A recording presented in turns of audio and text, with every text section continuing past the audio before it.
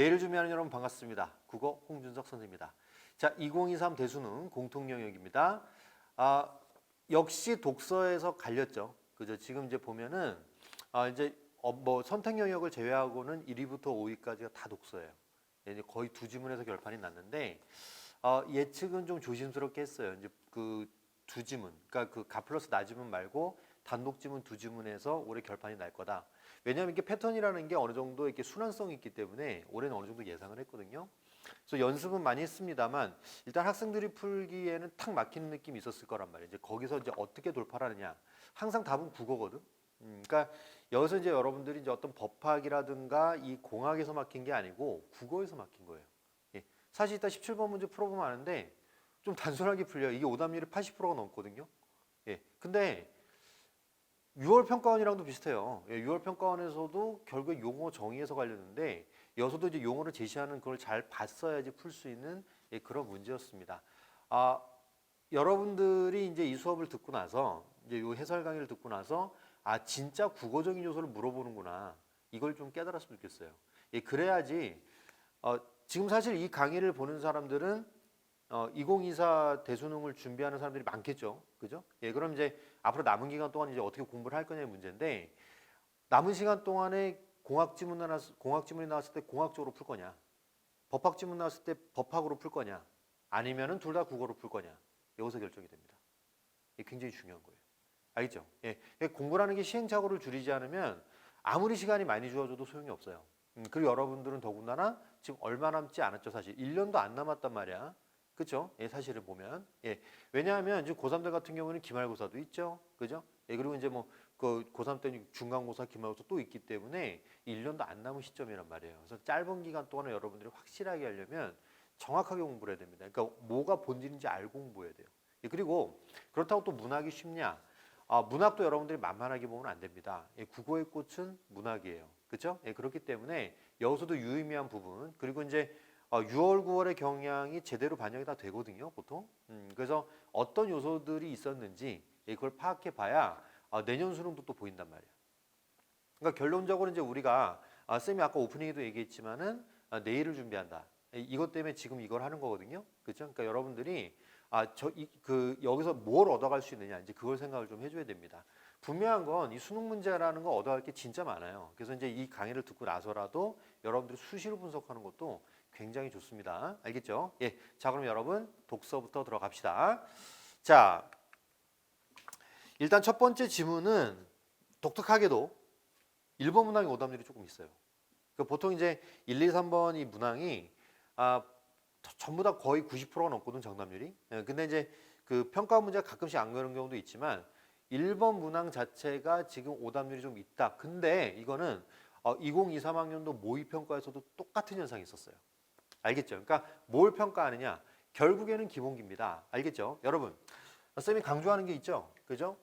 국어에서 중요한 건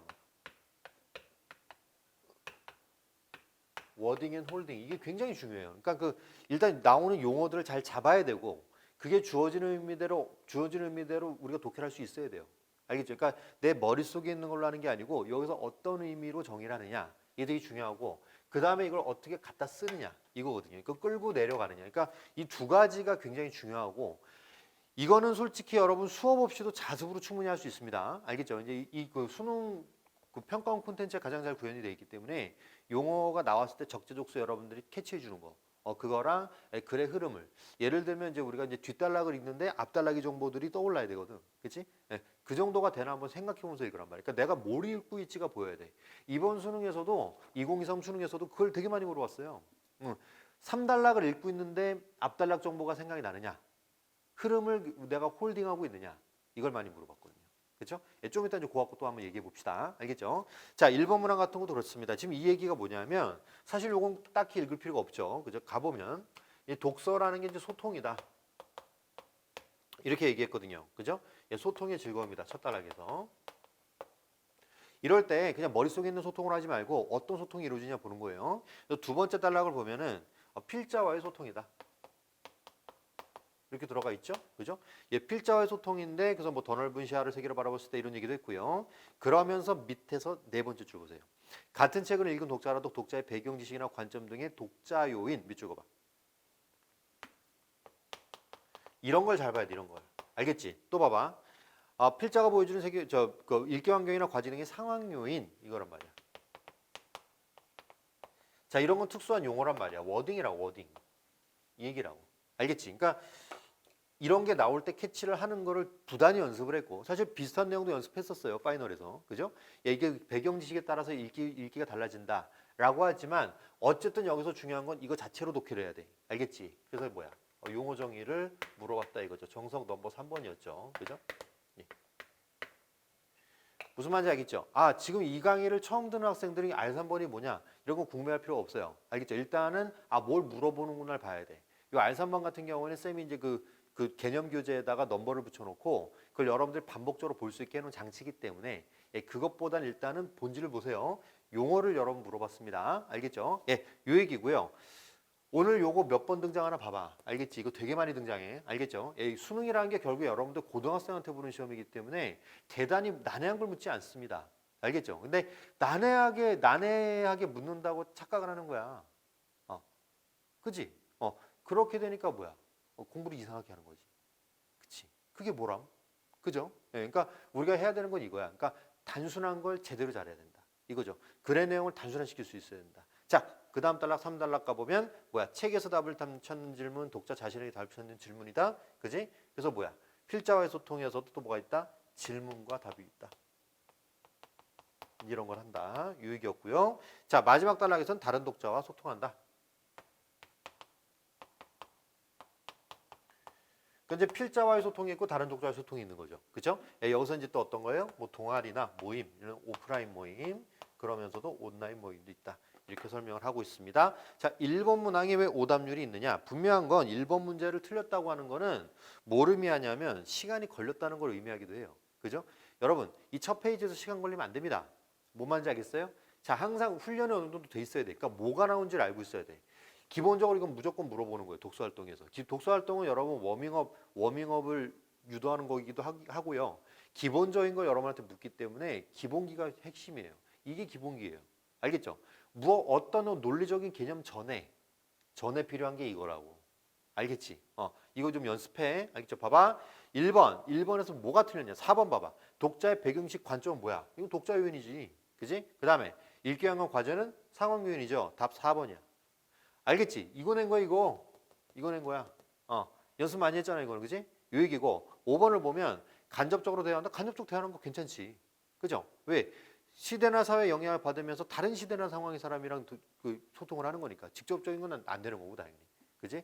동의할 수 있다. 요 얘기입니다. 자, 5번 찍은 사람 뭐가 문제냐면 5번은 왜 안 돼요가 아니야. 알겠지? 5번은 왜 안 돼요가 아니라 왜 난 4번을 못 찍었을까? 이쪽으로 가야 돼. 이해되니? 요거. 이해됐어? 가볼게 또. 2번. 자, 요건 사실 우리가 비슷한 유형들을 많이 풀어봤죠. 그때 이제 실제로 이제 독서에서 적용하는 그런 문제였지, 그지?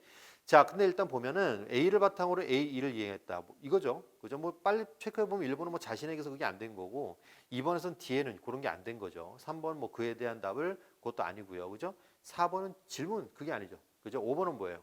D를 보면 내가 진정으로 좋아하는 일이 무엇인지 나에게 묻게 되었다. 이거 질문이죠. 근데 자신에게 찾는 질문 맞지? 그지? 그래서 어떻게 해요? 독자의 경험에서 찾아내는 모습이다. 답은 5번이죠. 뭐 딱히 뭐 이거는 뭐 흠잡을 데가 없는 그런 문제죠. 3번 갑시다. 윗글을 읽고 기억에 대해 다른 독자와 소통하는 즐거움 이거죠. 그죠? 근데 1번은 뭐야? 써 있잖아. 개인적으로 이러면 안 되지. 기껏 다른 독자랑 얘기했는데 갑자기 개인적인 나오면 어떡해요? 그죠? 그래서 뭐 2번에 독서 모임, 3번에 독서 동아리, 그죠? 그다음에 뭐 4번에 뭐 콘텐츠 생산이라든가 5번에 온라인 뭐 이런 얘기를 했으니까 이거 뭐 당연한 건데 1번은 너무 말이 안 되죠. 그죠? 되게 쉬운 문제였습니다. 자, 넘어갈게요. 자, 이제 복합 지문이죠. 그죠? 복합 지문은 예상대로 지금 동양 철학을 쌤이 이제 수업 때 강조를 많이 했는데 동양 철학에 나올 가능성이 높다고 그래. 그죠? 6월 달에도 어느 정도 암시를 했었고 그래서 이제 요게 나왔는데 역시 여기서는 일단 여러분 대단히 난해하게 나오지 않습니다. 알겠죠? 철학이라고 하면 되게 난해하게 생각하는 경향이 있는데 그렇지가 않아요. 우리가 알고리즘 첫 번째 철학의 알고리즘을 살펴보면 그치? 어떤 거라 했어? 용어 정의를 잘 봐야 돼. 자, 언제 어디서 나올지 몰라요. 이게 꼭 첫 단락에서만 나오는 게 아니야. 용어정의 딱 나왔을 때 주는 대로 여러분들이 받아야 돼요. 알겠죠? 정해주는 대로. 이거 보도록 하고, 그 다음에 이제 논리가 나올 수도 있지. 그지? 논리는 이제 필요 조건 같은 것들. 이런 것들 쌤이 이제 생각하라 그랬죠. 그죠? 이렇게 보는 거야. 자, 가볼게요, 그러면. 자, 근데 여기서 이제 우리가 또 하나 생각하면 이런 거다. 이 동양 철학은 논리가 복잡하게 절대 안 나와요. 알겠죠? 그러니까 동양 철학은 뭐다? 용어 정의가 세게 나온다는 점 쌤이 강조 많이 했죠. 그죠? 예. 올해 낼 게 이거밖에 없었어요. 그럼 내년도 보이는 거야. 내년에 또 용어 정의가 세게 나온 영역이 또 있거든. 이제 그걸로 또 낼 거란 말이야. 그지? 그러니까 우리가 연습을 계속 해야 되는 거지. 지금 용어 정의가 그렇게 쉬운 거라고요? 생각보다 이거 잘 못해요. 생각보다 잘 못한다. 그러니까 용어가 나왔을 때 내가 딱 대응을 한다는 거는 머리로는 알고 있는데 이게 그래서 부딪혀 봤을 땐 다르다고 이게 문제가. 왜? 글은 계속 바뀌거든요. 그렇죠? 구조가 정해져 있는 게 아니야. 알겠지? 그러니까 어떤 구조 뭐 철학은 어떤 구조를 갖고 있고 뭐 이건 어떤 구조를 갖고 있고 그런 식으로 하는 건 뭐랑 똑같냐면 수학에서 그냥 예제 외우는 거랑 똑같아요. 수학에서 우리가 외워야 되는 건 예제가 아니고 공식이야. 그지? 그래서 그 용어 정의가 굉장히 중요하단 말이야, 철학은. 여러분한테 이제 철학 서적을 읽을 준비가 되냐 그걸 묻는 거기 때문에 용어 정의를 여러분들이 뭘 해야 된다? 그대로 딱 캐치할 수 있어야 된다 이거야. 근데 그 순간에 다 그냥 다 미끄덩하고 지나가 버린단 말이야. 천지에 지문에 나오는데도 불구하고. 그래서 하는 얘기예요. 알겠죠? 예, 빠르게 들어가 볼게요. 중국에서 그랬던 유서 어떤 걸 아며? 유서란 용어가 나왔잖아. 그지? 그럼 이제 이게 무슨 의미인지 봐야겠지. 이 말이야. 그러니까 그대로만 하면 돼. 알겠죠? 고금의 서적에서 자료를 수집하고 항목별로 분류 정리하여 유형이 편리하도록 편찬한 서적 밑줄 쫙 그어보세요. 이게 뭔가 정리해 놓은 거구나. 그지? 기존 서적에서 필요한 부분을 뽑아 배열할 뿐 상호 비교하거나 편찬자 해석을 가하지 않았어. 일반적으로. 알겠죠? 그러니까 비교나 해석을 가하지 않는 게 유서야. 체크해놔. 알겠지? 유서는 모든 주제를 망라한 일반 유서와 일반 유서 동그라미, 특정 주제 다른 전문 유서 동그라미. 편찬 방식은 책에 따라 다른 경우가 많았겠죠. 당연히 뭐 방법에 따라서 필요에 따라서 중국 밑줄 그어봐. 왕조 초기에 많은 학자를 동원해서 국가조도 대규모로 한 거예요. 이거를 그래서 어떻게 했어요? 이전까지 지식을 집성하고 왕조의 위험을 과시할 수 있었다. 이게 총망라한 거죠. 그죠? 그래서 이제 유서에는 두 가지가 있는 건데 이제 일반과 전문 유서가 있는 거야. 이달라. 고려 때 중국 유서를 수용하고 조선에서는 중국 유서를 활용하는 한편 중국 유서 편찬 방식에 따라 필요에 맞게 한 거예요. 그죠? 여튼 자 조선의 유서는 대체로 국가보다 개인이 밑줄 소규모로 했고요. 목적에 따른 특정 주제 전문 유서 밑줄 보세요. 그러니까 전문 유서란 거지. 또 어떤 목적? 이제 개인적 목적이죠. 이제 이런 차원이었던 거죠. 그죠? 자, 그런데 전문 유서 가운데 편찬자가 미상인 유서가 많은데 대체로 간행을 염두에 두지 않고 발췌 기록해서 시문 창작, 과거 시험 등 밑줄 개인적 목적으로 유서를 활용하고 있기 때문이다. 비슷한 내용이죠, 계속. 그죠? 예, 조선에서 이제 유서 자체를 개인적으로 활용했다 이런 얘기고 3달러. 이와 같은 유서 편찬 경향, 그렇게 개인적, 전문 유서 이런 거 이런 것들이 지속되는 가운데 17세기부터 칠학의 학풍이 하나의 조류를 형성하면서 유서 편찬의 변화가 나타났다. 그죠? 그 어떻게 변했는지 보자고. 자, 현실 개혁의 뜻을 담았고 편찬 의도를 지식의 제공과 확산에 두었다. 그러니까 여기서 실학자들의 유서가 나오는데, 그렇지? 목적이 뭐냐면 현실 개혁이야. 그다음 뭐야? 지식 확장이죠. 그죠? 지식을 이제 퍼뜨리는데 요거죠. 그죠? 제공과 확산에. 단순 정리를 넘어서 지식을 재분류해 범죄와 평가를 다하는 등 저술의 성격이다. 밑줄 그어봐. 이제 뭐 완전히 이제 그 책다운 모습이 나오는 거야. 그렇죠? 자, 독서와 견문을 통해 주작에서 중시되지 않았던 지식을 집적했고, 그렇구나 밑줄 그어봐. 주작에서 중시되지 않았던 것도 집적을 했고요. 증거를 세워 이론적으로 밝히는 고증과 이에 대한 의견 등 안설 동그라미 치세요. 이런 순간에 빨리 집중을 해야 돼. 알겠지? 뭐가 나왔어? 나왔단 말이야. 알겠지? 그러니까 안설이 나오면 이런 것들은 뭐야? 용어를 다시 봐야 돼요. 다시 봐야 돼요. 자, 따옴표 붙인 데 보지만 그 앞에 정의를 보라고. 증거를 세워 이론적으로 밝히는 고증과 의견이야. 의견을 덧붙이는구나. 그렇죠? 요게 안설이야. 알겠죠? 예. 이거 여러분 문항으로 반드시 나옵니다. 안 나올 수가 없어요. 이런 데서 왕복을 줄여야 되는 거야. 알겠지? 자, 또 가볼게. 자, 그래서 주자기 지식을 이해하는 한편 새로운 지식을 수용하는 유연성과 개방성 밑줄 그어보세요. 예, 유연성, 개방성. 많이 성격이 바뀌었네요. 초기보다, 그지? 이런 성격, 그죠? 자, 광범위하게 정리한 지식을 식자층이 쉽게 전달할 수 있어야 되는 생각했고 객관적 사실성을 중시해서 박물학과 자연과학 밑줄거 없어요. 관심을 기울였다. 자, 조선 후기 실학자를 편찬한 유서가 주자에게 관념적 사유에 국한되지 않고 자, 밑줄거 보세요. 주자에게 관념적 사유에 국한되지 않고 새로운 지식의 축적과 확산을 촉진했다 이런 거죠. 그죠? 이런 의의를 가진다 이런 말이겠지. 그지? 그러니까 여기서 지금 유서를 설명하는데 주로 어느 쪽으로 설명했냐면 조선 쪽. 이쪽으로 이제 설명을 했고 저 보통의 이제 일반적인 전문 유서, 개인적 이런 경향에서 이렇게 바뀌었다. 그지? 예, 무게 중심이 점점 이쪽으로 실리는 그런 흐름이죠. 지금 뭐 했어, 쌤이? 홀딩을 했다고. 알겠죠? 그러니까 지금 여기 읽으면서 부분만 딱딱 잘라서 읽는 게 아니고 흐름을 봤단 말이야. 아, 유서를 설명하고 그다음 뭐야? 조선의 어떤 일반적 경향에서 실학자의 경향으로 넘어가는 그 과정을 보여주었고 이쪽에 무게 중심이구나. 이게 전체를 한번 훑으라고요. 알겠죠? 자, 가 플러스 나지문은 풀이 방법이 이렇습니다. 가를 읽었죠? 어떻게? 가와 관련된 문제를 빨리 푸는 거예요. 알겠죠? 자, 이 4번 갑시다. 가와 나에 대한 설명. 자, 1번 유서의 유형을 분류했다. 뭐 괜찮아요. 요건 일단 오케이. 2번 유서의 개념과 유용성. 아, 유용성이 있긴 있죠. 그죠? 뭐 개인적 차원의 유용성이 있었다 이런 것부터 시작해서 그죠? 마지막 부분에서도 뭐 새로운 지식의 축적과 확산을 촉진했다. 뭐 유용성이라 봐도 할 말은 없어요. 그죠? 일단 요거 오케이 하고 4번 기원에 대한 다양한 썰 검토 없고요. 4번 유서의 특성과 의 맞아요. 특성이 어떻다 이렇다. 의는 나중에 설명했죠. 이건 좀 맞는 것 같네. 그지? 그래서 이제 1번, 2번, 4번이 일단은 후보군. 그러면 1번, 2번, 4번만 보는 거야. 나 읽고 나서는. 알겠지? 그러니까 3번이나 5번은 안 봐도 돼요. 요 말이야. 그래서 답을 좁혀 놓으라고. 요런 문제 자꾸 틀리는 친구들 있잖아. 그지? 이 공통점 문제 같은 경우에는 일단 공통점이나 비교하는 문제 같은 경우에는 빠르게 제거를 해야 돼요. 이래야지 여러분 빨리 풉니다. 알겠죠? 자, 5번 갑시다. A에 대한 이해다. 그죠? 이 부분이었죠? 1번 뭐 개인적 괜찮아요. 2번은 어떤 거?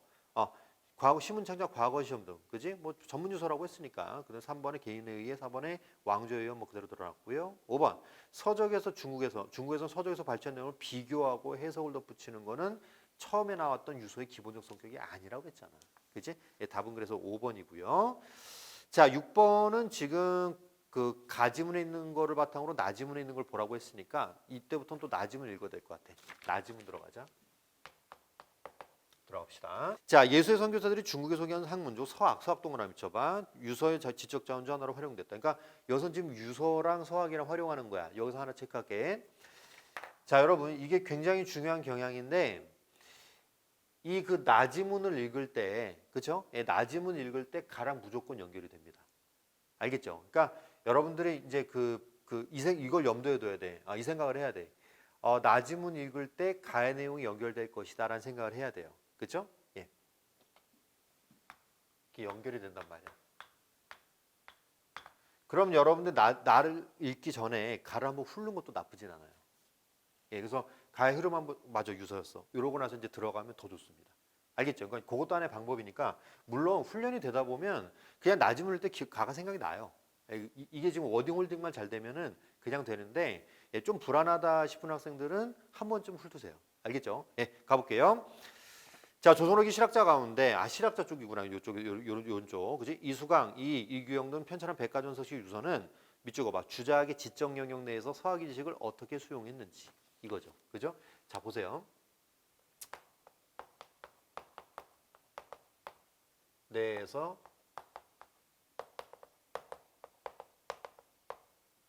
이게 포인트야. 자, 여기서 이제 쌤이 말하고 싶은 거야. 첫 단락을 이렇게 누르고 가라. 그럼 앞으로의 글들은 앞으로의 내용들은 주자학이랑 서학이란 말이 계속 같이 나올 거예요. 요 정도는 해야 돼. 알겠지? 이렇게 연습을 좀 해두면 좋아. 그러면 뒤에 거 홀딩하기 좋아. 첫 단락을 잘 읽으면 끌고 내려가기가 좋단 말이야. 알겠죠? 쌤이 이제 반드시 여러분한테 그 예언을 하는데 장담하는데 2024학년도 수능에서는 첫 단락에서 이렇게 끌고 내려가는 거 반드시 나온다. 알겠죠? 예, 여러분들이 보는 독서 지문이 4개인데 그 중에 한두 개는 무조건 첫 단락에서 끌고 내려갔는지를 물어. 무슨 말인지 알겠어요? 예, 그래서 끌고 내려가는 애가 훨씬 더 유리하게 읽히도록 설계를 한단 말이야. 착각하면 안 돼. 수능 지문이 깔끔하다는 거는 여러분들이 잘 읽히긴 했다는 글이 아니에요. 잘 읽히긴 했다는 소리가 아니라고. 알겠지? 안 읽히긴 해. 근데 훈련된 애는 쉽게 읽히긴 해. 이게 수능의 특성이. 이게 시험이거든. 무슨 말인지 알겠니? 그러니까 끌어갈 생각을 해야 돼. 요거 연습용으로 써 이거를. 그럼 되게 좋아. 그리고 계속 여러분들이 뭘 해야 되냐면 지문 속에서 발견을 해야 돼. 이거 혼자서도 할 수 있어. 수능 시험지 딱 펴고 어느 했거든 펴고 쭉쭉 풀다 보면 분명히 이러고 나와요. 예, 무조건 묻는다 이거. 알겠지? 체크해야 돼. 가볼게. 자, 주자학의 지적 영역 내에서 서학의 지식을 흡수하는 거를 유소를 통해 설명했다 이거지. 그지? 가볼게. 17세기 이수광 동그라미. 주자학뿐만 아니라 다른 학문에 대해서도 열린 태도를 갖고 있었다. 근데 여기서는 몇 세기 이런 건 체크해 놓으면 유리하다. 알겠지? 이런 얘기를 하는 거죠. 자, 주자학의 봐봐 주자학 나오잖아, 그지? 주자학의 기초하여 도덕에 관한 학문과 경제에 관한 학문도 줄였던 당시 상황에서 그는 지복 유설 동그라미 치세요. 당대 조선 지식을 망라하여 항목화하고 자신의 견해를 덧붙이기도 하고 사실의 이론으로 중국에 접한 서양 관련 지식을 객관적으로 소개했다. 주자학이 줄인 상황에서, 그지? 가봐. 이에 대해 심성수양이 절실하지 않을 뿐더러 주자학이 아닌 것이 뒤섞여 순수하지 않다는 주자학의 비판이 있었는데 그가 소개한 서양 관련 지식은 중국과 큰 시간차 없이 주변에 알려졌다. 어쨌든 지금 주자학 내부에서 어떻게 객관적으로 소개하는 데까지는 간 거야. 알겠죠? 그래서 이수강의 지복유설이야 이게. 뭐 크게 뭐 복잡한 내용은 없는 것 같아. 그지? 가볼게. 18세기 이익은 이번에 18세기 이익이야. 뭐 여러분 세모 역세모 동그라미 해도 됩니다. 알겠죠? 세모 역세모 동그라미 되는데 여기서 일단 이제 쌤은 그냥 객관적으로 이제 어느 정도 이제 커버가 되는 상황에서 이거 보는 거야. 가볼게. 또 성호사설 체크해봐. 표적으로 삼았고 서학 지식 자체를 기존의 학설을 정당하거나 배제하는 근거로 서학을 수용하는 등 서학을 직접적으로 활용했다. 밑줄 그어봐. 정당하거나 배제하는 근거로 활용했다는 거죠. 그는 서학의 세부 내용을 다른 분야로 확대해 상호 참조하는 방식으로 밑줄 지식을 심화하고 확장을 소개했고 서학의 해부학과 생리학을 그 자체로 수용하지 않고 봐봐 주자학의 하위 이론으로 재분류했다는 거죠. 그죠? 그래서 어떻게 했어요? 지식의 범주를 바꿨다. 그러니까 서학을 주자학 속으로 흡수한 거죠. 얘기했잖아. 주자학 내에서 서학 수용이잖아. 그죠? 그러니까 이쪽은 소개 정도 한 거고 여기서 이제 뭔가 계속 융합도 시키고 한 거예요. 알겠죠? 예, 여기 이제 성호사설이야. 이렇게 들어갔고 자, 또 가볼게요. 또한 서학이 수학을 주자학의 징형에서 재구성하기도 했다. 역시 주자학 속에서 흡수한 거죠. 그죠? 또 가볼게. 19세기 이규경. 이제 틀이 어느 정도 잡히죠. 그죠? 주자학 내에서 서학을 어떻게 이제 수용했는지. 자, 오주연 문장 전산고. 그죠? 이건 좀 이렇게 해놓을게. 기니까. 자, 오주연 문장 전산고 편찬하면서 서학을 적극 활용했다. 성어사성이 분류체계 적용하고 이익과 마찬가지로 서학이 천문학 우주론 등의 내용을 수록했다. 천문학 우주로 비추고 보세요. 이런 거 왔다 갔다 하면 그만이에요. 알겠죠? 왔다 갔다 시간 어차피 안 걸려 이런 것들은 어딘지 알기 때문에 그 가주로 유서의 지적자를 활용한 중국의 서학 연구소들은 서학을 소화하여 중국의 학문과 절충한 것이었고 서학이 가지는 진보성의 토대가 중국이라는 서학 중국 원류설 밑줄 그어봐. 와 진짜? 그죠? 중국에서 나왔다고 이게? 그런 생각을 한 거죠. 주자학 내에서 흡수하는 시도 많네요. 그죠? 예, 중국이 이제 주자학이 중국 거니까 이규경은 책들에 담긴 중국한 서학 지식과 서학 중국 원리설을 받아들였고 문명의 척도로 여겨진 어떤 기존의 중화관념을 탈피하지 않으면서도 서학 수용의 이질감과 부담감 자유로울 수 있었다. 기존의 것을 탈피하지 않으면서도 받아들인 거죠. 그죠? 이런 얘기입니다. 좀 골 때리네요. 그죠? 골 때리네요. 이렇듯 이규경은 중국의 서학연구소 활용해서 매개적 방식으로 서학을 수용했다. 이거죠. 여기서 이제 우리한테 특이한 용어는 뭐냐면 서학 중국 원리설 체크해놔. 그런 용어들은 또 물어볼 수 있습니다. 자, 이런 식으로 들어갔죠. 그렇죠? 자, 그러면 일단 우리가 여기서 체크해야 되는 건 이렇게 들어갔잖아. 이런 걸 뭐라 그래? 통시적이라 그래. 시간의 흐름에 따라서 들어갔다. 이 얘기죠. 자주 나와요, 이거는. 자, 그래서 4번 답이 4번이 돼. 왜? 특정 한문의 수용량은 시기별로 소개했다. 통시적인 걸 물어보는 거죠. 그죠? 봐라. 홀딩이 돼야지. 단락을 아울러야지 보이는 거예요, 이런 것들은. 자꾸 연습하라고. 혼자서도 할 수 있는 거야, 이거는. 알겠지? 네, 이 얘기고요. 자, 2번처럼 국가분류서 그것도 아니고요. 1번의 적절성 여부 평가도 없습니다. 그렇죠? 네, 넘어갈게요. 6번. 자, 가에 대한 예를 바탕으로 가가 뭐냐면 실학자들의 유서 이거죠. 그죠? 네, 요거에 대한 예를 바탕으로 기억과 니은에 대해서 기억은 이거고 니은이 이거죠. 그죠? 평가한 거. 자, 지식의 제공에는 가해 편찬 의도는 기억에서 지식을 심화하고 확장했다. 괜찮죠? 이번에 재분류 범주와 가해 방식은 주자학의 하위론으로 들어갔잖아. 그지? 주자학 내에서 이제 흡수했잖아요. 3번. 평가를 더하는 저술로서 가해 성격은 니은에서 중국 학문의 진보성을 확인한 건 아니죠. 그죠? 예. 중국 학문 자체 진보성 얘기한 게 아니고 오히려 뭐야? 서학이 새로운 거지. 그죠? 중국은 기존 거고. 이거 말이 안 되죠. 답은 3번이고. 4번. 가의 관심은 자연과학, 천문학과 우주로 뭐 연결되네요. 동의할 수 있습니다. 5번 새로운 지식을 수용하는 가의 유전성 개변성 서학을 지적 자원으로 받아들인 거 둘 다 마찬가지잖아요. 그죠? 네, 동의할 수 있다. 답은 그래서 3번 이렇게 보고요. 7번 나를 반박하기 위한 이수강의 말이다. 그죠? 이제 그 기존 성리학자들을 비판하기 위한 말이겠죠. 그죠? 뭐겠어요? 자, 1번 봐봐. 의리를 앞세우고 이익을 이루려고 중요한 것이 없으니 이거는 이제 기존 성리학자들 입장이고 주자학자들 입장이고 그렇죠? 예. 2번 같은 경우는 세상 여러 이치를 연구하는 거 좋다. 넓히자. 당연히 답 2번이지. 뭐 딱히 다른 게 없잖아. 대체할 만한 게. 그렇죠? 뭐 나머지는 뭐 반대로 얘기했어. 3번 같은 주자의도가 분명해야 된다. 이런 것도 말이 안 되고요. 자, 5번 같은 경우 우리 학문의 여러 경전으로부터 아니 서학이 뒤섞여 순수하지 않다는 비판에 대한 거잖아. 그럼 뭐야? 서학이 뒤섞여도 된다라고 해야지. 우리 것만 해야 된다. 그런 말이 또 안 되잖아요. 그죠? 5번 그래서 동의할 수 없다. 답은 2번. 자, 8번 갑시다.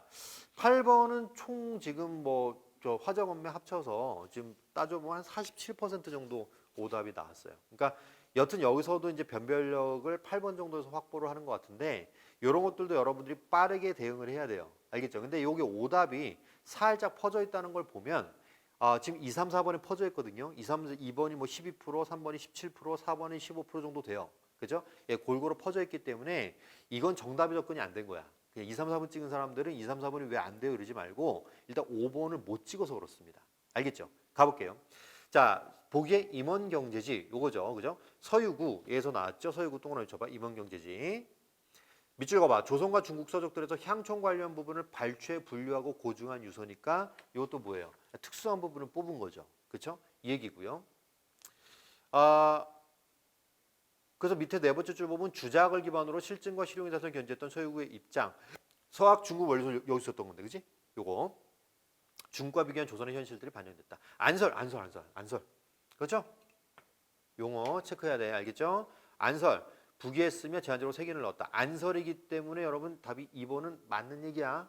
2번 여러분 적절한 선지입니다. 편찬자의 고증과 의견 밑줄 그어봐. 그게 바로 안설이야. 알겠지? 놓치면 끝나는 거야. 지금 R3번 또 나왔잖아. 요거 2번 찍은 사람도 요거 안 된 겁니다. 이해됐죠? 안설의 정의가 안 들어온 거야. 원인이 분명하잖아요. 그죠? 원인이 분명한 게 굉장히 중요해요. 틀렸을 때 왜 틀렸는지 알아야 돼. 내가 이래서 틀렸구나라고 하면 다음번에 고칠 수 있는 가능성이 커지잖아요. 그죠? 3번 갑시다. 특정한 주제를 중심으로 편찬됐다. 향촌 관련 부분이잖아요. 그죠? 이 얘기고 4번 같은 경우에는 두 번째 줄 향촌 관련 구성원의 삶에 필요한 실용적 지식에 발휘된 관심. 동의할 수 있는 부분인데 5번 봐봐. 중국을 문명의 척도로 받아들였던 우주 문자성과 달리 중화관념에 구애되지 않고 여러분 서학 중국 원류서를 따라서 뭐야? 중화관념에 탈피하지 않는 거지. 중화관념에 구애되지 않는 게 아니고 오히려 중화관념에서 탈피하지 않는 거. 탈피 뭐야? 탈주. 알겠지? 그러니까 중화관념에서 튀어나오지 않았다는 거야. 이 말인 거지. 반대로 얘기했잖아 이거는. 구애되지 않는 거랑 탈피되지 않는 건 거의 반대쪽 얘기죠. 뭔 말인지 알겠어요? 예. 그러니까 묶이지 않고랑 묶이지 않고랑 뛰쳐나가지 않고는 다른 거지 이거는. 그래서 말이 안 되면서 달리란 말이 틀렸어요. 알겠죠? 예, 답은 5번 요거. 일단 이렇게 긴 선지에 빨리빨리 익숙해져야 돼. 알겠지? 이 얘기고 9번 같은 경우는 답은 2번입니다. 예, 계몽은 뭐야? 깨우치는 거잖아요. 그죠? 근데 이어받는 거는 계승하는 이래지. 계승 정도로 이해하죠. 이거 적어놔봐. 알겠죠? 이런 용어들 여러분 자꾸 써야 됩니다. 용이하기가 뭐예요? 용이하다가 쉽다는 뜻이에요. 알겠죠? 예, 이것도 좀 알아두고. 됐나요? 넘어갑시다. 자, 그 다음에 예상대로 법학 지문이 나왔죠. 뭐 올해는 워낙 강력하게 이제 법학 지문이 예상이 됐었기 때문에 이거는 뭐 거의 기정사실이었어요. 나온다는 게. 그죠? 우리가 체크를 해야 되는 거는 이 그 법학이 나올 때 어떤 걸 물어보냐 이거예요. 이게 그 어떤 법률적인 능력을 묻는 게 아니고 우리한테 그 국어적인 능력을 물어본다. 요거 쌤이 강조 많이 했죠. 그렇죠? 가봅시다 이거. A4번 법학입니다. 올해 법학이 나왔기 때문에 내년에 나올 만한 지문도 어느 정도 정해져 있어요, 영역이.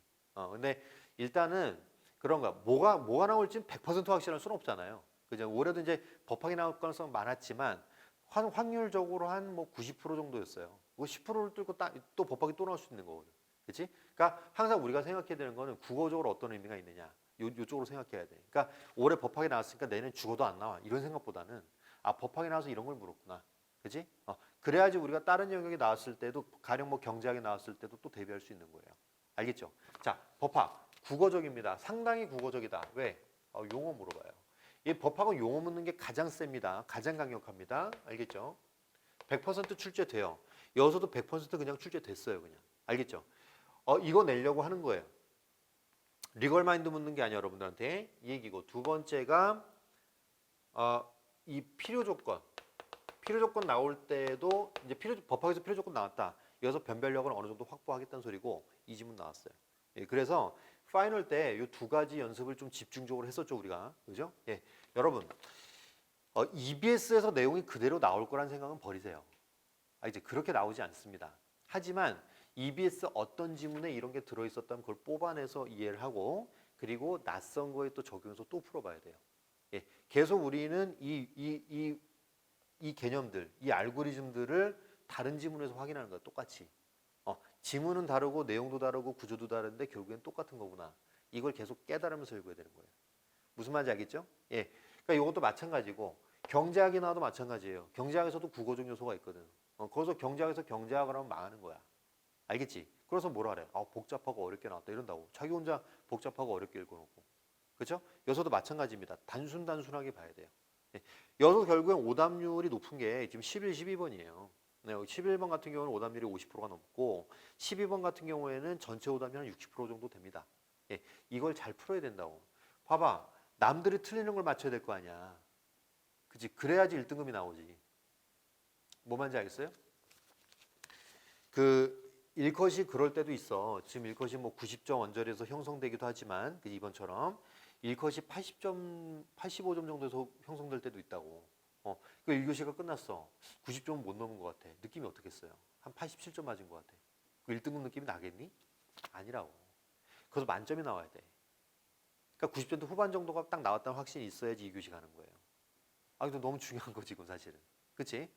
자, 볼게요. 여기서도 뭐야? 법 조문이나 어떤 사례가 나오는 게 여기서 판례가 주로 나오는 경우가 있죠. 그죠? 오브라 했어. 해석 보라 했어. 해석 체크하라고. 해석을 내가 하는 게 아니야. 해석을 해준다고. 이 말이야. 이해됐죠? 자, 여러분이 생각해야 되는 건, 챙겨야 되는 건 바로 이겁니다.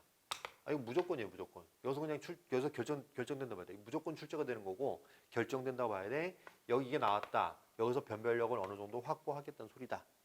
이것도 잡고 홀딩해야 돼. 알겠죠? 워딩 앤 홀딩이야. 기억해야 돼요. 예, 가볼게요, 그러면. 자, 법령 규정문은 대개 A에 해당하면 B에 해당하면 요건과 있죠. 그죠? 요건과 효과로거든요. 조건문을 규정된다. 그래요? 조건문 체크해봐. 하지만 그 요건이 필요 조건이에요. 요건이나 효과가 항상 이리적인 것은 아니다. 항상 정해져 있는 건 아니고 법조문에는 구체적 상황을 고려해야 그 상황에 맞는 진정한 의미가 파악되는 불확정 개념. 동그라미 쳐보세요. 자, 용어 정의로 봐도 되고 필요 조건으로 봐도 됩니다.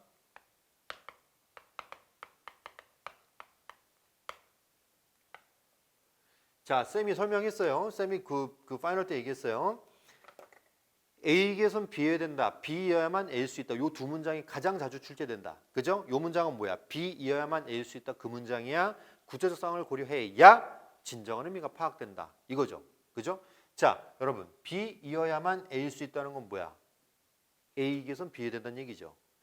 구체적 상황을 고려해야 의미가 파악된다. 다른 말로 의미가 파악되기 위해서는 구체적 상황을 고려해야 된다. 이렇게 되는 거죠. 그죠? 이게 바로 불확정 개념이에요.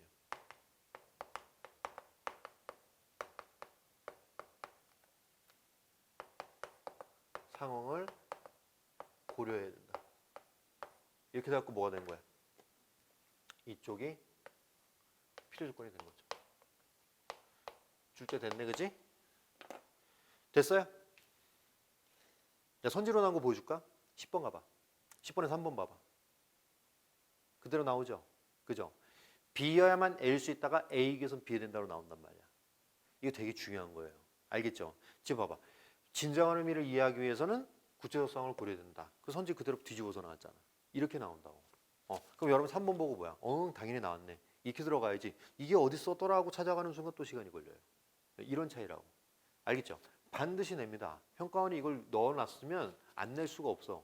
이 문장은 약속이 된 거기 때문에 약속이 된 국어 개념이기 때문에 또 가볼게.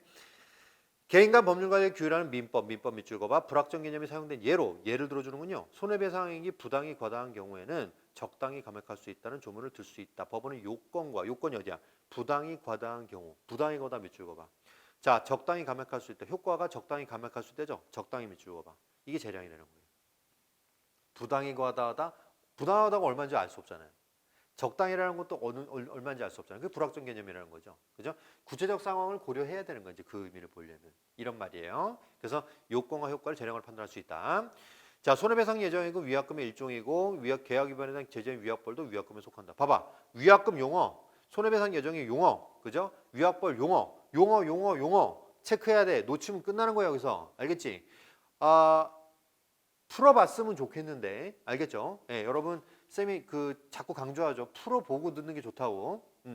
풀어본 사람들은 알 건데 이 부분에서 놓쳤을 가능성이 높아요. 여기서 놓쳤을 가능성이 높습니다. 알겠죠? 아 진짜야 이거. 이게 말이 쉽지, 그지? 똑같은 데서 계속 틀려요.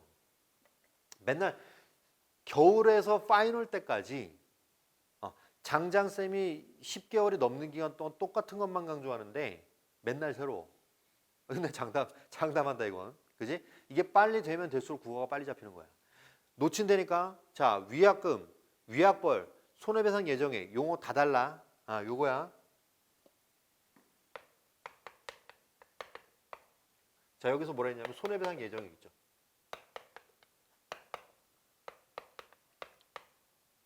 이게 있고 이게 위약금이라고 했단 말이야. 그죠? 또 뭐가 있다? 이것도 있다. 이제 다른 거야, 다른 거. 다른 거라고. 위약금, 위약거 이게 지금 다른 성격이 된다고. 요 얘기야. 가볼게. 아, 손해배상 예정이고 위약금의 일종이며 계약 위반에 대한 제재 위약벌도 위약금이야. 알겠죠? 위약금의 성격이 둘 중 무엇인지 증명되지 못하면 뭐가 된다고? 얘가 된다는 거예요. 이게 위약벌인지 알 수 없으면 얘가 된다는 얘기예요. 주는 대로 가야 돼. 알겠지? 용어 그대로 낸 거야. 역시 법학이야. 여기서 결판 났어. 여기서 풀어본 사람 느낄 거야 아마.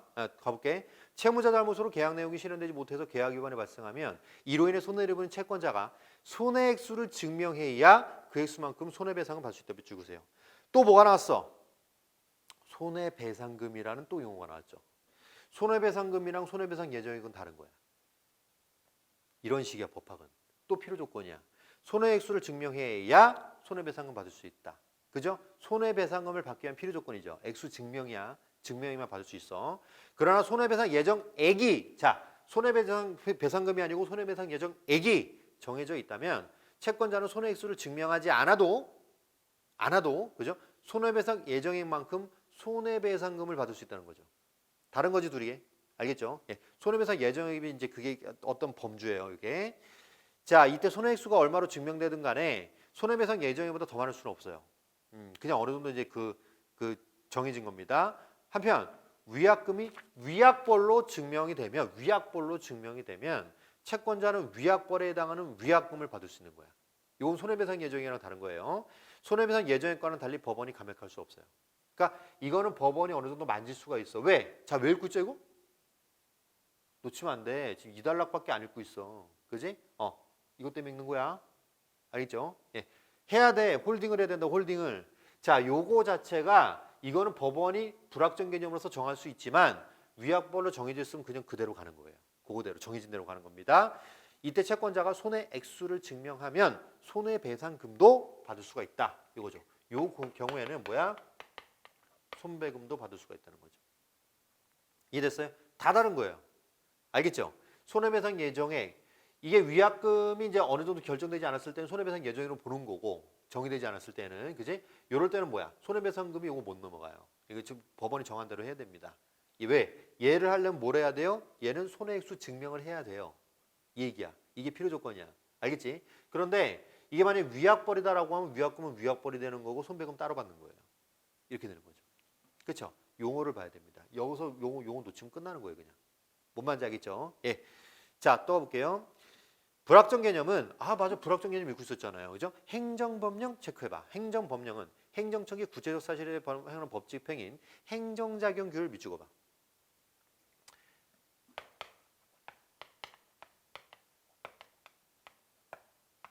이거죠.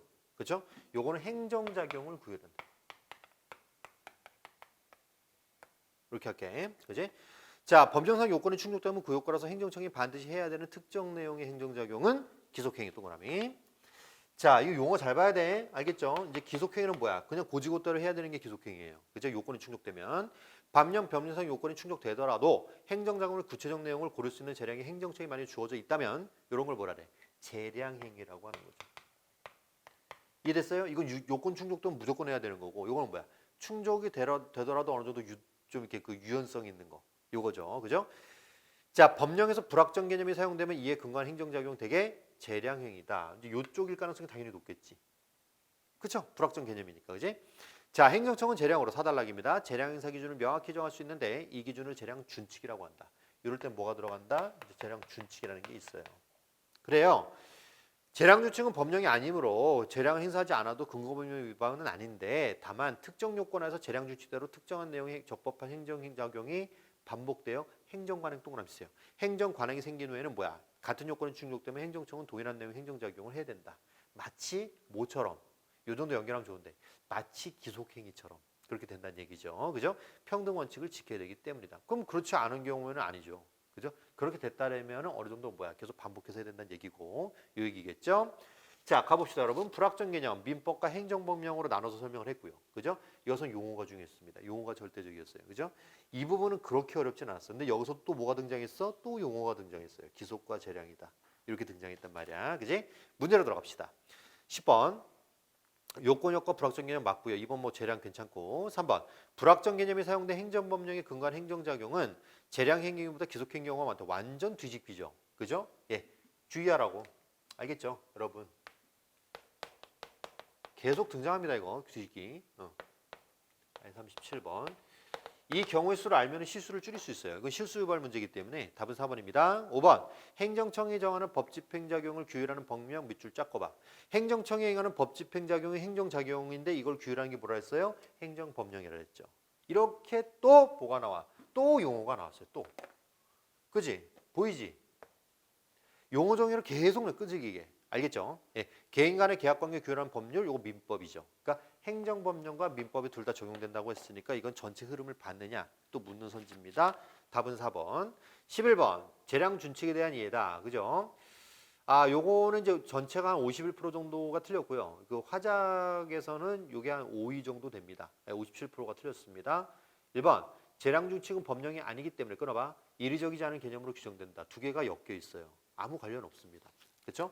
그래서 우리가 조심해야 되는 거는 이렇게 뒤집기랑 엮기를 조심해야 돼요. 둘 다 R37번인데 뒤집기랑 엮는 걸 조심해야 돼. 관계가 없는 거 엮는 경우 이렇게 있습니다. 자, 2번.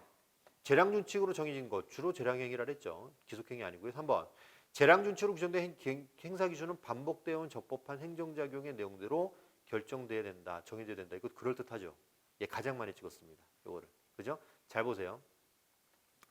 재량 준칙으로 규정된 행사 기준이 반복되어 온 적법한 행정작용대로 되는 게 아니고 거꾸로 됐어. 뒤집어졌다고. 재량 준칙대로 하다가 행정관행이 생기는 거예요.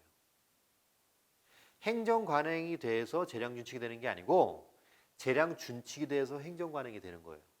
이거 여러분 지금 3번 찍은 사람들은 이게 잘 안 되는 거야. 알겠지? 이게 선후관계 뒤집어 놓은 거예요. 잘 봐. 알겠죠? 그래야 안 틀립니다. 복잡한 거 안 냅니다. 알겠죠? 예, 순서가 바뀐 거예요. 4번. 재량 준칙이 정해져야지 되는 게 아니고 재량 준칙이 있을 때에도 있단 거지. 있어야 되는 건 아니에요. 그죠? 자, 5번.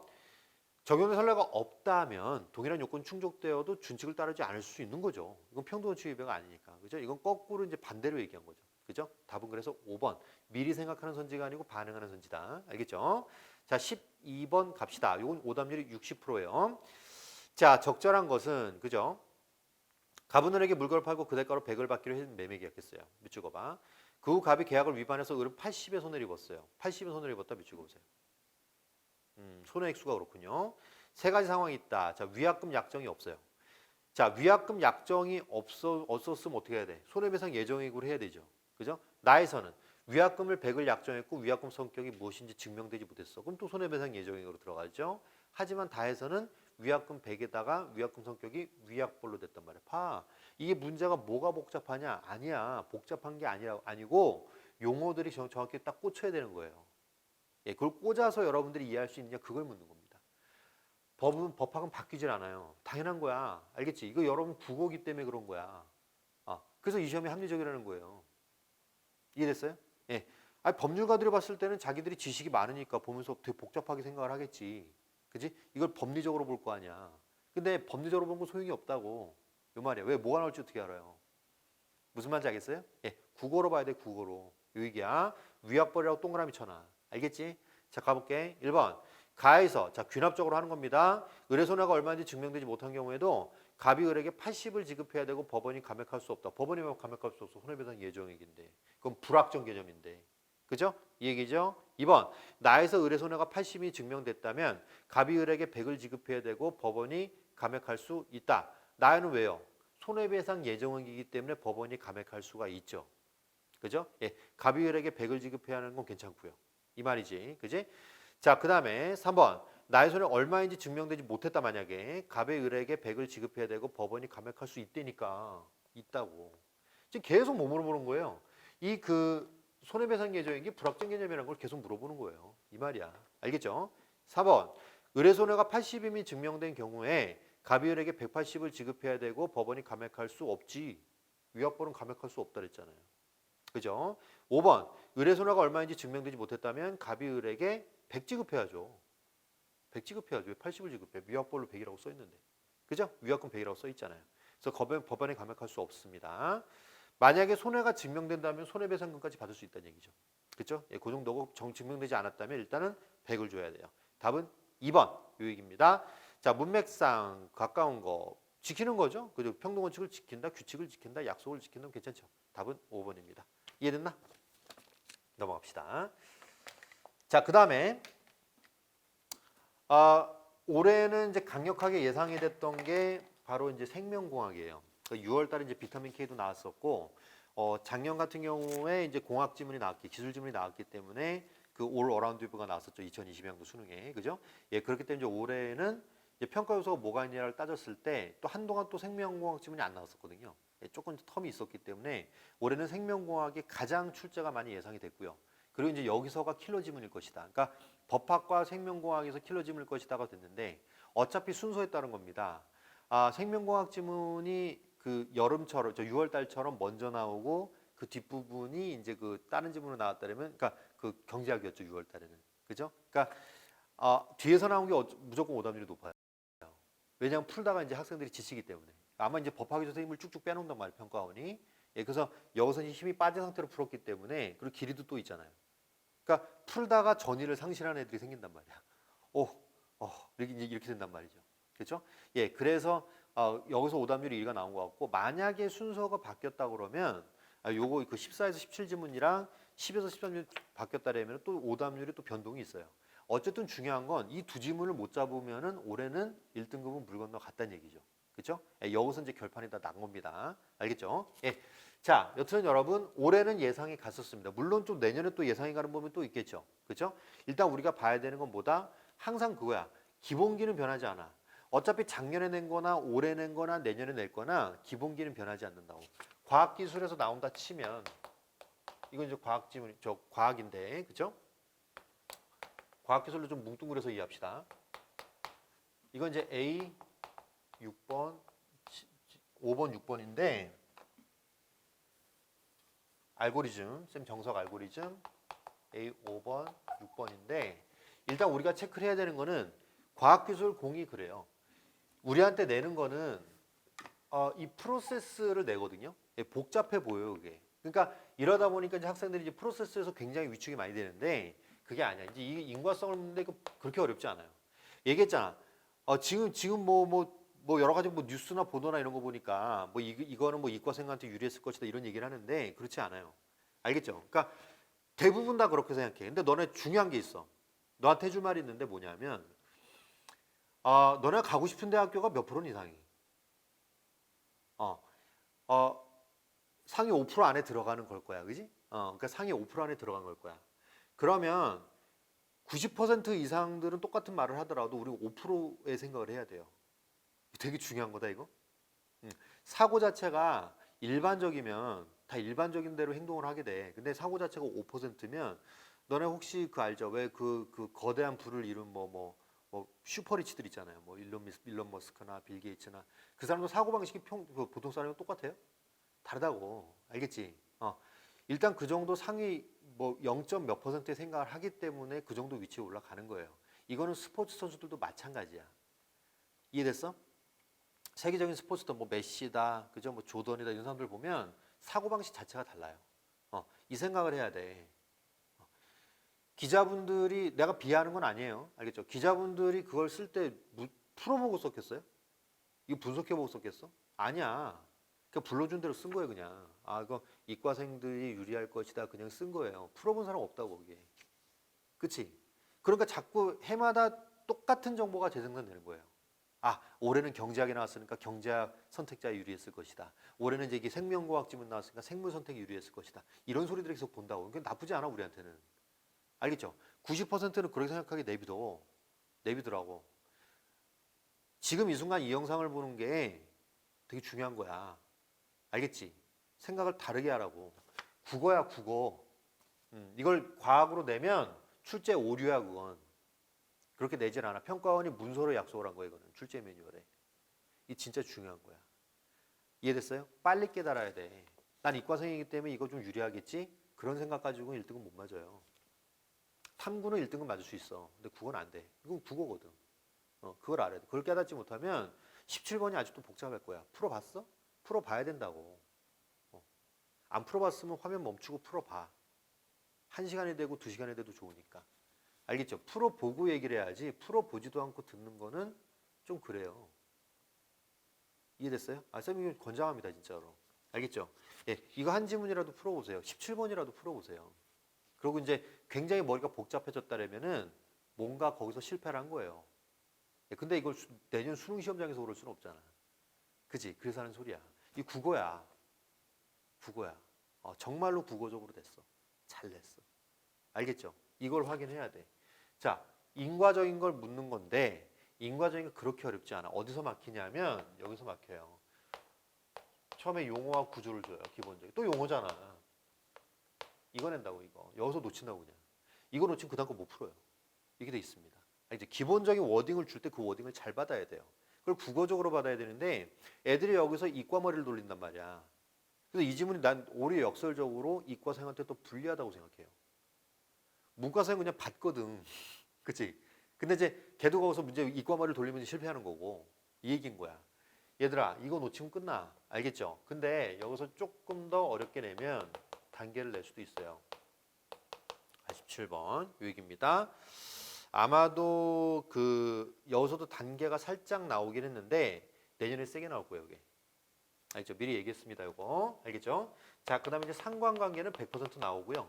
이건 뭐 워낙 연습을 많이 했으니까 내년에도 나와 이거는. 알겠죠? 그러니까 이 연습을 해야 되고 시각화된 정보가 있다라면은 뭐 그래프나 이런 게 있다라면은 그래프 공식 뭐 이런 것들은 우리가 이제 그 대처 방법이 있는데 이건 너네들이 미리 읽을 때 생각을 안 하면은 틀려요. 이 세 가지가 여러분 중요합니다. 이해됐어요? 들어가 봅시다. 그러면 자, 하루에 필요한 에너지 양은 뭐래? 총열량, 소모량, 대사량 구한다. 그중 기초 대사량 또 남았어요. 용어죠, 그죠? 잘 봐. 생존에 필수적인 에너지 비축으세요. 자, 용어 봐야 됩니다. 쾌적한 온도에서 편히 쉬는 동물이 공복 상태에서 생성하는 열량 비축어 보세요. 이 기초 대사량이에요.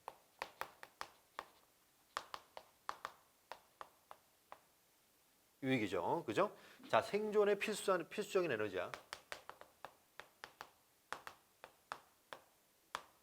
이거죠, 그죠? 자, 그래요. 이때 체내에서 생성된 열량은 일정한 체온에서 체위로 발생된 열량과 같다 비추세요. 체내에서 생성된 거는 발산된 열량과 같다고 치는 거야. 알겠죠? 기초 대사량은 개체에 따라서 대사량의 60에서 75%를 차지하고 60, 75 밑줄 그어놔봐. 왔다 갔다 할 때 편해요. 근육량이 많을수록 증가한다. 요건 체크해야죠. 그죠? 근육량이 많을수록 증가한다. 뭐예요? 이거잖아, 이거. 상관관계. 그지? 그리고 이건 뭐야? 비례죠. 나왔다니까. 알겠죠? 나온다니까. 어떻게든 문제를 물어봅니다. 이거 이해됐어요? 네, 또 가볼게요.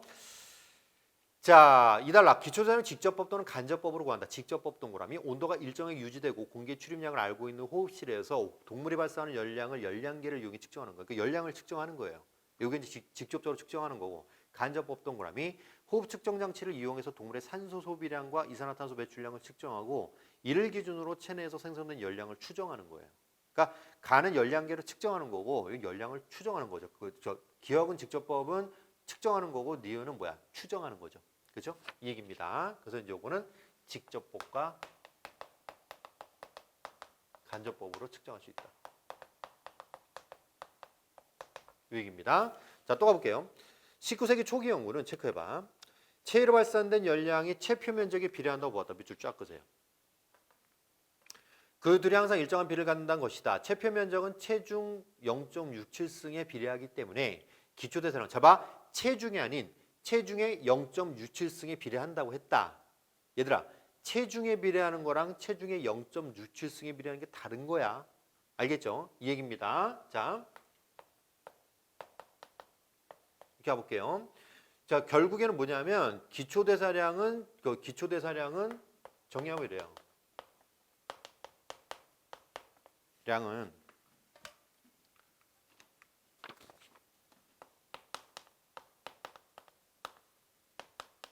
이렇게 돼갖고 0.67이야.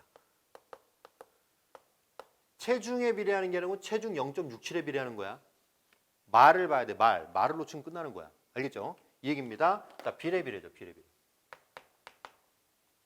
상관관계 많이 나오네. 맞아요. 올해 상관관계 된 거예요. 알겠죠? 자, 또 가볼게요.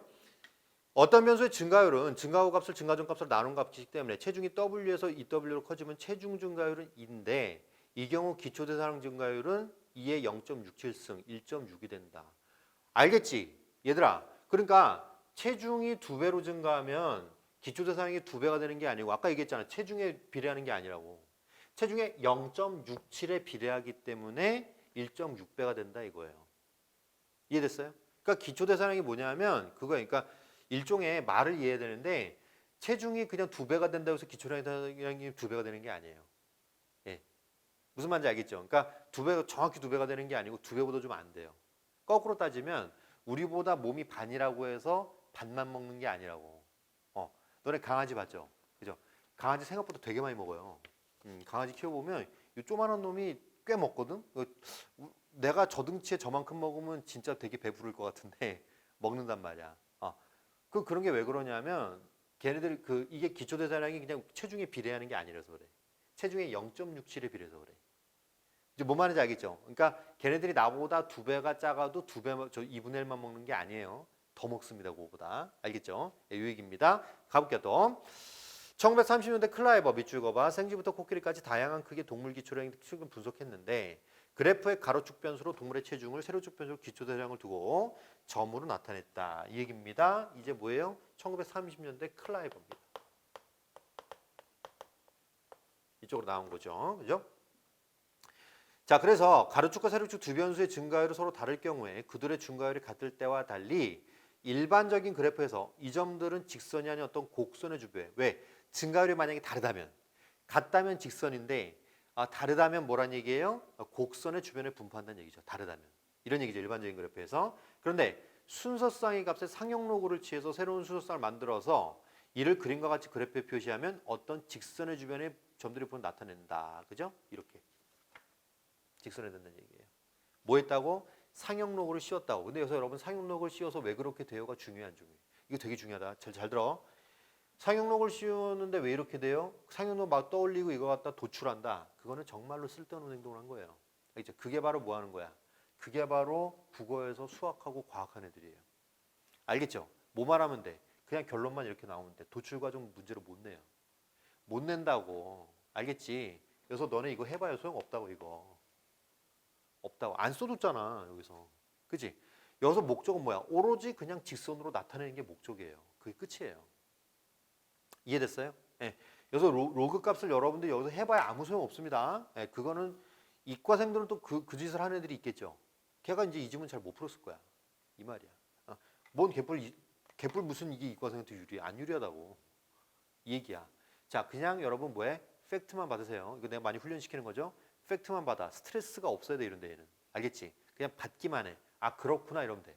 알겠지? 그래서 어떻게 한 거야? 그림을 줬어요. 우리가 해야 되는 거는 이렇게 그림이 나올 때 뭐 해라? R25. 그림이 나올 때 어떻게 해라? 활용해라 이거야. 그지? 이건 여러분들한테 뭐야? 하나의 지문이에요. 지문을 압축시켜 준 겁니다. 가볼게요. 어떤 직선의 주변에 점들이 분포하죠. 맞네. 그죠? 그대로 나오네요.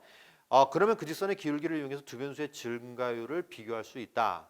X, Y는 각각 체중과 기초 대사량의 상용록을 취한 값이다 이거죠. 그죠? 봅시다. 어디가 체중이에요? 여기가 체중이고 여기가 체중의 상용로그 값 취한 거고 여기가 뭐야? 이렇게 한 거지. 됐어요? 이 얘기입니다. 자, 이런 방식으로 표현하는 그래프를 L그래프라고 한다. 얘가 L그래프예요. 자, 여기서 체크할게요. 자, 클라이버는 L그래프를 그렸죠. 그죠? 그래프에서 우리가 해야 되는 거는 쌤이 얘기했죠. 항상 축 봐야 돼요. 그래프는 축을 물어본다. 알겠지? 축을 봐야 돼. X축이 뭐야? 체중. Y축이 기초대사량 그쪽이야. 알겠죠? 로그 취한 거 이 얘기야. 자, 체중의 증가율에 비해 뭐야? 체중의 증가율은 이쪽이죠. X축이죠. X축 값에 비해 이 말이야. 기초대사량 증가율이 작다면 Y축이 작다면 직선의 기울기 일보다 작겠지. 당연한 거 아니냐? 그죠? 여러분, 요 두 가지가 같다면 직선의 기울기가 1이겠지만 이것에 비해서 이거 증가율에 비해서 요게 증가율이 작다면 1보다 작겠지 당연히. 기울기가 1보다 작겠죠. 너무 당연한 얘기 아니에요? 그죠?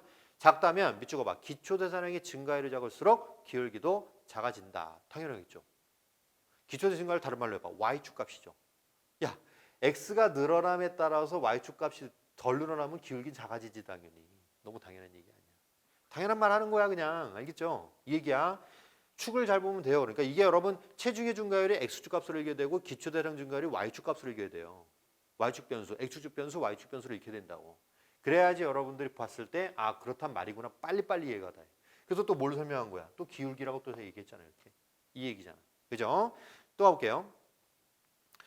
만약 체중의 증가율과 기초대사량 증가율이 같다면 직선의 기울기 1이겠죠 당연히. 그죠? 당연하겠지. 둘 다 같으면 1이겠지 기울기가.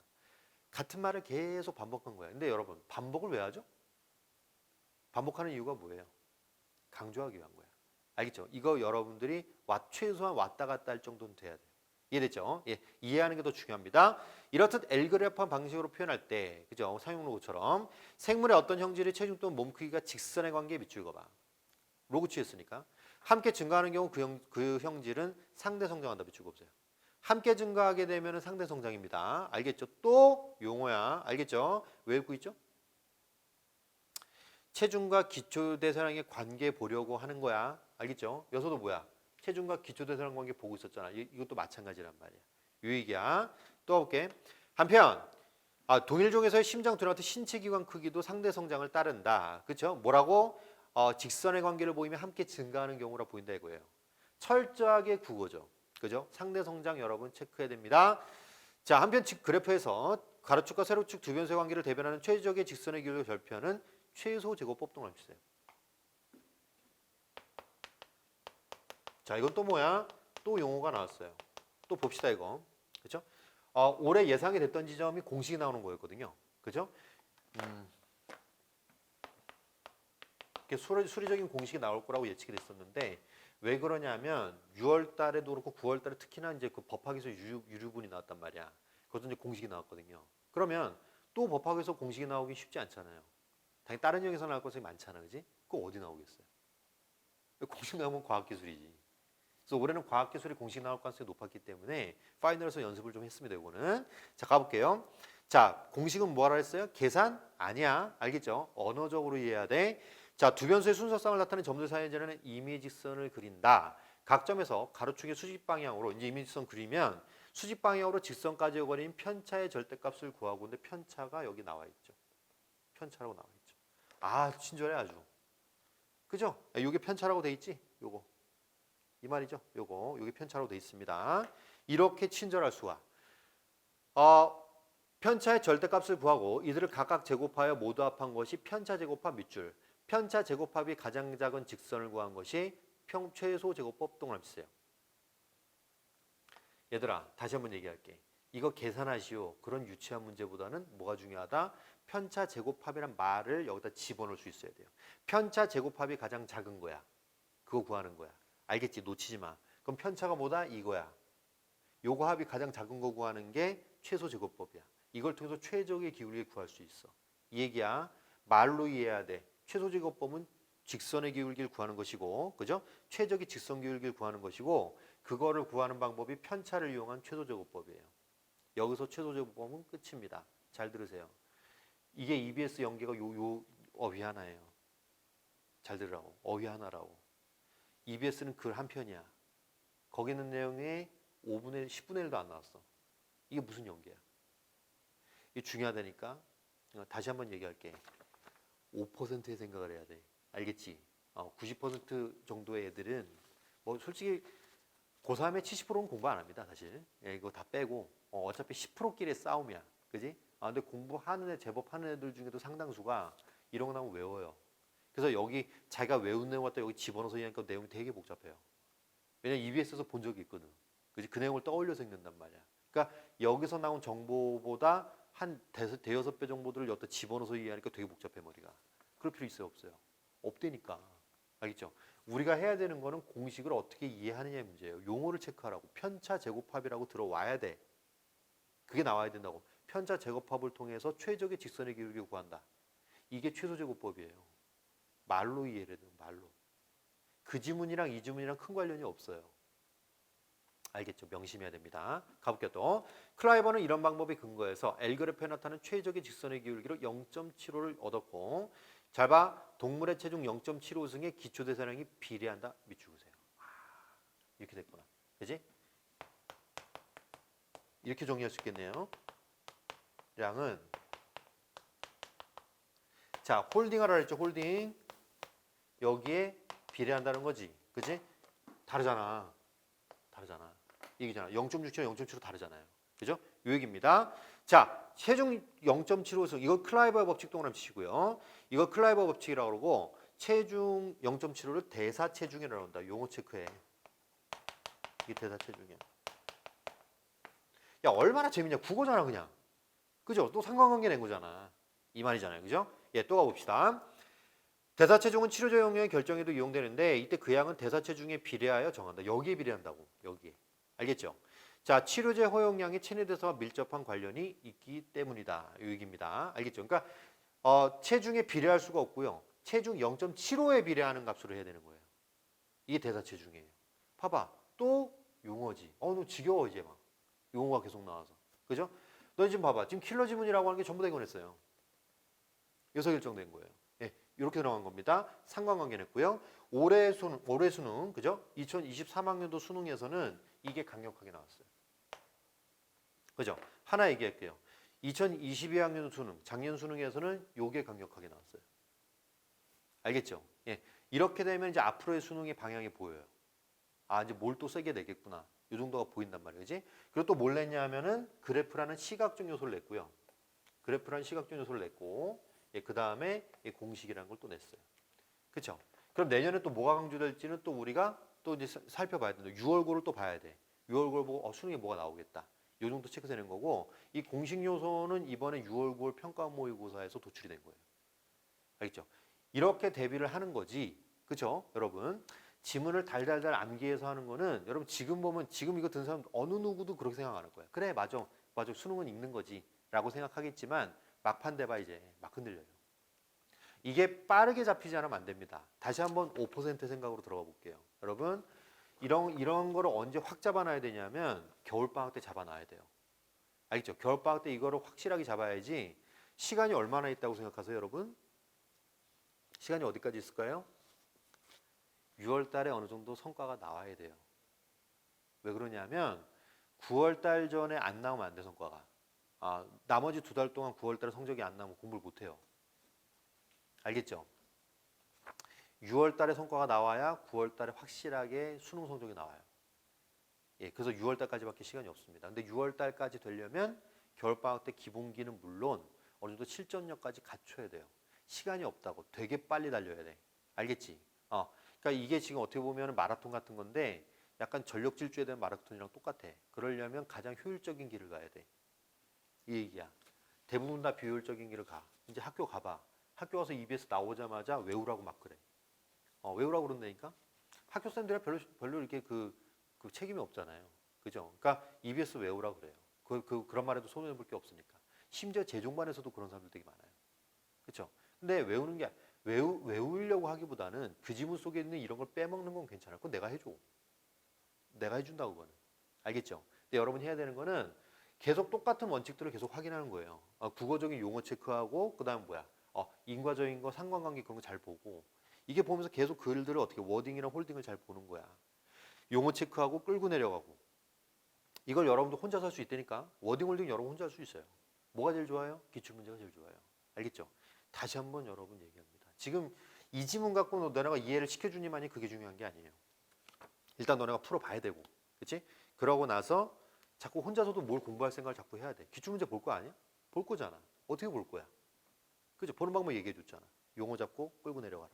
이 얘기야. 알겠죠? 예, 문제로 들어갑시다. 그러면 자, 윗글의 내용과 일치하지 않는 거, 그죠? 클라이 법칙은 기초대량이 대사체중에 비례한다고 본다. 워딩.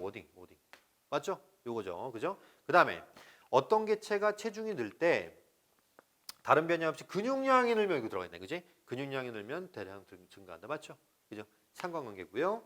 3번 L그래프에서 직선의 기울기는 가로축과 세로축 두 변수의 증가율 차이와 동일하다. 야, 그게 아니라고 상용로고 취한대잖아. 그죠? 상용로 취한 이유가 뭐예요? 바로 그 L그래프가 상용로 취한 이유가 바로 그거죠. 그죠? 동일하지 않기 때문에 그렇게 된 거죠. 답은 그래서 3번이 됩니다. 4번 최소제곱법은 최적의 직선기울 절표를 알게 해준다. 팩트만 받으면 되는 문제죠. 그죠? 4번, 5번 심장과 두뇌의 크기 상대 성장 그것도 뭐야? 그 6달러, 7달러에 있는 얘기죠. 예, 그대로 그냥 옮겨왔습니다. 그 얘기했잖아. 그냥 떠서 오면 돼요. 팩트만 받으면 돼요. 이 얘기고 15번 갑시다. 자, 요게 이제 67% 정도 나왔고요. 화자학에서는 이게 오답률 2위로서 70% 정도의 오답률이 나왔습니다. 업무에서 60%가 좀 넘고요. 추론했다. 추론 이꼴 적으세요. 반응입니다. 추론 이꼴 뭐라고? 반응이라고. 반응. 내가 미리 생각하는 게 아니야. 알겠죠? 자, 1번. 일반적인 경우 기초대사량은 가장 큰 비중 맞을 수밖에 없어요. 첫 달랑 마지막 줄 보면 60에서 75%니까 이거보다 적을 수가 없죠. 그죠? 2번. 클라이버의 결론에 따르면 이거 0.75. 그죠? 기초대사량이 체표 면적이 비례한다고 볼 수는 없겠죠. 체표 면적은 뭐야? 이쪽이죠. 그죠? 0.67이랑 0.75는 다르잖아요. 이 얘기입니다. 상관관계를 연결해라. 이 얘기입니다. 자, 3번 19세기 초기 연구자들 체중의 증가율보다 기초대사량의 증가율. 체중 증가율 뭐였어요? 아니 다른 게 작다가 맞잖아. 왜 0.67이니까. 체중이 2배 증가할 때 기초대사량은 2에 0.67승 증가한다고 했잖아요. 작다는 얘기 아니야. 그지?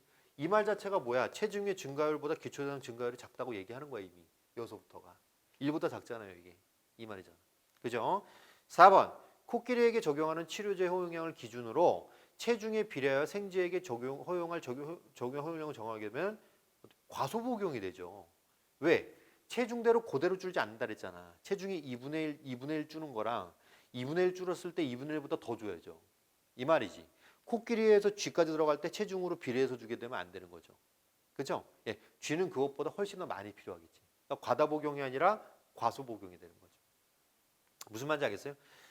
체중이 2배가 되면 1.6이었잖아요. 그죠? 그럼 거꾸로 이제 2분의 1이 되면 반대가 되겠죠. 그죠? 예, 그러니까 2분의 1보다는 크단 말이야. 이 얘기야. 그래서 답은 4번이고요. 클라이버의 법칙에 따르면 어떻게 된다? 동물의 체중이 증가함에 따라 함께 늘어나는 에너지 필요량이 연구했던 양보다 많겠군. 예초에 연구했던 양은 어때요? 0.67인데 지금 0.75니까 더 많지. 그지? 이 말입니다. 지금 같은 말이네요. 이거 어디 갔죠? 2번이랑 5번 같은 말이네요. 그죠? 두 가지가. 자, 그다음 갑시다. 16번 오답이 한 55% 정도 됩니다. 직접법과 간접법. 그죠? 자, 기억은 체온을 환경 온도에 따라 조절하는 변온동물이 체외에서 발생 열량을 측정할 수 없다. 아니 특정 온도에선 가능하지 왜? 이런 거 반응하는 거예요. 가능하지 왜? 그죠? 불가능하진 않죠. 그죠? 자, 2번. 아니 산소량을 알아야 되는 거고 니는요. 3번. 편하게 쉬는 상태. 이게 바로 뭐예요? 그 격할음질 제한된 편하게 쉬는 상태. 기초대사량을 구한다. 이게 원래 기초대사량 정의야. 그러니까 니은과 달리가 틀렸지. 그지? 이 말이고. 4번. 일정한 체온에서 동물이 체외로 발사한 열량이다. 오, 맞아요. 체외로 발사한 열량. 요게 뭐랑 똑같다 그랬어? 보기의 네 번째 줄. 그죠? 생성한 열량은 발산된 열량이랑 같다고 했으니까 체내에서 생성한 열량이죠. 그죠? 이 용어 정의로 그대로 들어갔습니다. 답은 4번. 봐봐, 용어 정의잖아. 그죠? 체외로 발산한 열량이 체내 생성 열량이잖아요. 됐어요? 예, 용어 정의대로 가는 겁니다. 이거는 진짜 중요해요. 진짜 중요하다고. 여기서 끝나는 거야 그냥. 여기서 시작하고 여기서 끝나 그냥. 이렇게 이해해야 돼. 알겠죠? 자, 생존에 필수적인 최소한의 에너지를 공급하면서 기초대사량 구하는 게 아니고 생존에 필수적인 최소한의 에너지 이 자체가 기초대사량 정의야. 기초대사량 공급하면서 기초대사량 측정 구하고 이런 게 아니지. 그지? 이건 뭐 일단은 인과성이 맞지 않습니다. 답은 4번 넘어가고요. 자, 그다음에 17번 갈게요. 자, 큰 직개발의 길이는 잘 봐. 상대 성장한다. 밑줄 그어보세요. 상대 성장이 뭐였어요? 아까 7단락이 있었죠. 뭐라고 써있지? 체중 또는 몸크기의 직선의 관계를 보면 함께 증가한다 이거죠. 그죠? 이 얘기입니다. 농개의 게딱지폭을 이용해서 집게발의 길이를 추정하기 위해서 다양한 크기 농개 게딱지폭과 길이를 측정해서 다수의 순서성을 확보했다. 그죠? 그래서 L그래프에다 넣었다 이거죠. 그럼 여기다 이제 넣으면 되겠네? 이 말이지, 그지? 넣어보자 그러면. 자, L그래프 방식으로 가로축과 세로축의 각각 게딱지폭이죠 이게. A고. 그죠? 그 다음에 큰 직가발의 길이는 B죠. 이렇게 넣었다 이거죠. 분석을 했다. 얘들아, 중요한 게 있다. 그래프 보라고? 축 보라고. 그지? 축이 달라. 아까는 체중과 기초대사량이었지만 지금 뭐예요? 게딱지폭과 집게발 길이야. 달라 지금. 알겠죠? 자, 1번. 최적의 직선을 구한다고 할 때 최적의 직선의 기울기가 1보다 만약에 작다면 A가 B에 비례한다고 할 수 없죠. 왜요? 아까 얘기했잖아. 이게 1이면 어떻다고요? 1이면 이거랑 A랑 B랑 비례하는 건데, 그쵸? 지금 비례하는 게 어떻게 비례하는 거예요? 철저하게 언어적입니다. 기울기가 지금 1보다 작다는 얘기는 A와 B가 뭐야? 1승이 아니라 0. 몇몇 승에 비례한다는 얘기예요. 이 얘기잖아. 0. 몇몇 승에 비례한다고. 그냥 그러니까 A가 B에 비례하는 게 아니고 A가 B에 0. 몇몇 승에 비례한다고. 이 말이야 지금. 이거 내내 한 얘기잖아. 이거 국어잖아 국어. 이 국어가 아니고 뭐야 이게. 이 말이잖아. 쉽잖아요 문제가. 그죠? 이거 쉽게 푸는 게 어려워요. 그래서 우리가 국어적으로 기초대사량이 체중에 비례하는 게 아니고 체중의 0.67에 비례한다. 그래서 요걸 이제 보여준 거 아니에요. 그래서 체중과 기초대사량 비해갖고 1보다 작다는 거 보여준 거 아니에요. 이 말이잖아. 똑같은 거야. 똑같은 용어정이 그대로 유추 적용한 겁니다. 그렇죠? 얘랑 기울기가 1보다 작다는 얘기는 얘랑 어떻다? A가 B의 0. 몇몇 승에 비례한다. 그 얘기예요, 지금. 답 1번입니다. 이거 못 찍으니까 오답이 퍼져 있는 거예요. 그렇게 돼 있는 겁니다, 지금. 알겠죠? 지금 원리는 간단해요. 그 지금 국어적인 원리. 6월 달에 오답이면 89%짜리 문제가 사건의 효과라는 개념 정의를 못 봐서 그래요. 알겠죠? 지금 내가 하고 싶은 말이 뭐냐면 자, 봐. 어렵지. 정신 차려야겠지. 이 얘기가 아니야. 알겠죠? 너네 겁주려고 하는 게 아니잖아, 지금. 그죠? 무슨 얘기를 하고 싶은 거냐면 원리가 이렇게 명확함에도 불구하고 눈을 못 뜨는 애들이 많다고요. 이렇게 하면서 겁주면서 봐 어렵지. 정신 차려야겠지. 이렇게 하면서 겁주게 되면 당연히 뭐야? 국어는 계속 멀어지는 거예요. 진짜 국어 어렵구나. 이게 아니라 아니 그럼 생각보다 간단한 원리가 있었네? 이렇게 들어가야 되는 거죠. 그죠? 그리고 이 원리를 계속 확인해야 돼. 계속. 일단 기출문제에서. 알겠죠? 예, 가볼게요 또. 2번. 그럼 다음부터는 쉬워요. 점들이 최적의 직선으로부터 수직 방향으로 멀리 떨어졌다는 게 뭐야? 가로축의 수직 방향으로 멀리 떨어졌다. 얘들아. 가로축의 수직 방향으로 멀리 떨어졌으면 가로축에도 수직 방향이면 이게 편차 아니야. 그치? 그럼 멀리 떨어졌다면 기울기가 커진다는 소리 작아진 소리. 기울기가 커진다는 소리 아니야. 됐어요? 야 기울기 커지면 편차가 어떻게 되겠어? 커지겠지. 그럼 편차 제곱합이 커지겠지. 편차가 요거 아니에요 요거. 그죠? 이게 만약에 이렇게 커지면 편차가 이렇게 될 거 아니야. 이 말인 거죠. 그죠? 말을 이해해야 돼요. 알겠죠? 3번. A의 증가율보다 B의 증가율이 크다면 점들의 분포가 직선이 아닌 어떤 곡선의 주변이 아니고 L그래프에서 아까 이제 상용로그 해갖고 직선으로 한다 했잖아요. 그죠? L그래프 자체가 이걸 직선으로 나타내기 위한 거야. 알겠지? 이 얘기고. 4번. A의 증가율, 가로죠? B의 증가율, 세로죠? 그죠? 점들 사이를 지나는 최적의 직선의 기울기 1보다 작겠지. 야, 이거 증가율보다 이거 증가율이 작으면 당연히 기울기 1보다 작죠. 이 말이죠. 그죠? 지금 어딜 봐서 수학이냐 이게 국어지. 그지? 자, 가볼게 또 5번. A의 증가율과 B의 증가율이 같고 밑줄거나 같고. 일반적 그래프에서 수상 점으로 표시한다면 직선이겠죠. 안 같으니까 곡선이라고 했잖아. 또 뭐야? 또 나왔네요.